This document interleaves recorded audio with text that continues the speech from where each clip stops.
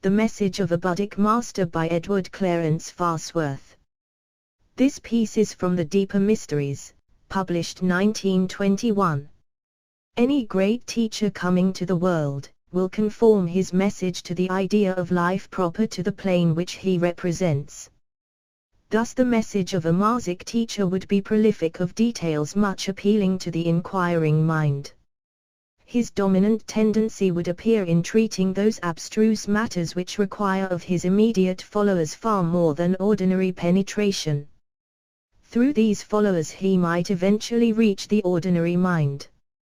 To this type of teachers Socrates belonged, and so even Plato, that intermediate but for whom the elder sage would have survived only as a mere name. Jesus the Christ gave to the world no cosmogony, but Swedenborg is always constructing and explaining, and yet Jesus said, I and the Father are one. Thus he declared that knowledge of the divine mind which proved his superiority to those who, in their cosmogonies, would reveal somewhat of its workings. None but a Buddhic master of first rank would utter, from more than theory, the quoted words in the way Jesus did. Theosophists usually hold that the father of Jesus was the ego. While correct, they fall short of that full explanation which requires an even greater father, to wit, the solar logos, or, more precisely, a certain hierarchy thereof. In his message, a Buddhic master seldom descends to particulars. Nevertheless, as above instanced, his epitome of any large subject reveals profound knowledge of its components. To one of Buddhic vision, the furtherance of that comprehensive unity which it is the great office of love to bring about, is the supreme end, one to compel his every effort. Hence, in gathering his immediate followers, Jesus chose those best fitted to promulgate a gospel of love. As for the choosing of Judas, that is a matter of far-reaching import. Enough that the choice was his whose spiritual vision reached beyond the confines and destiny of this planet.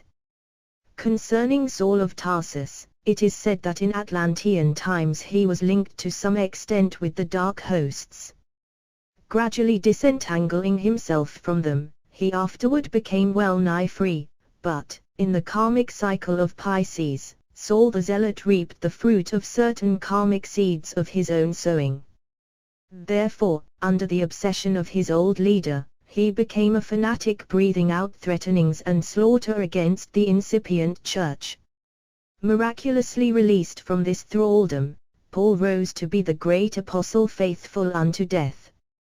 From his rise we learn the wisdom of condemning for all time even the one known to the Christian Church as that basest of mankind, the betrayer of his Lord.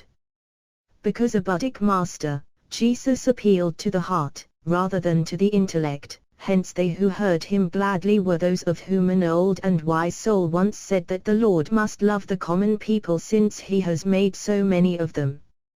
Condescending to their comprehension, Jesus did not hesitate to illustrate his teaching with many current ideas which later scientific investigation has shown to be crude, or even false.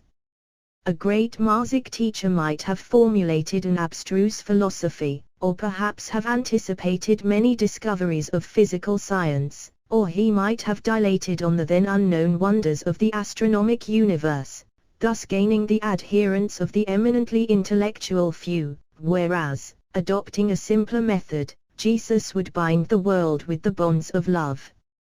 So, for like reason, while taking for granted the theory of rebirth universally held by Hindu peoples, a theory which Jesus never contradicted, Gautama, in his Buddhic doctrine of the Noble Eightfold Path leading to Avaic bliss and union with the divine, is as free from the abstruse as is the Sermon on the Mount, but, like that immortal discourse, the Buddha's doctrine contains the gist of profound philosophy. The message given out by H.P.B. and which embodied the philosophy of universal brotherhood, emanated from certain Masic and Buddhic masters.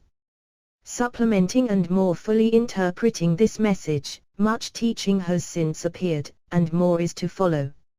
Inasmuch as the approaching avatar is essentially Buddhic, one coming to his own, the incipient sixth sub-race, The U-particularized Buddhic method will undoubtedly be in order, but, until men generally are weary of disrupting warfare, how can the master begin the remodic and solidifying necessary to the stability of a unified world?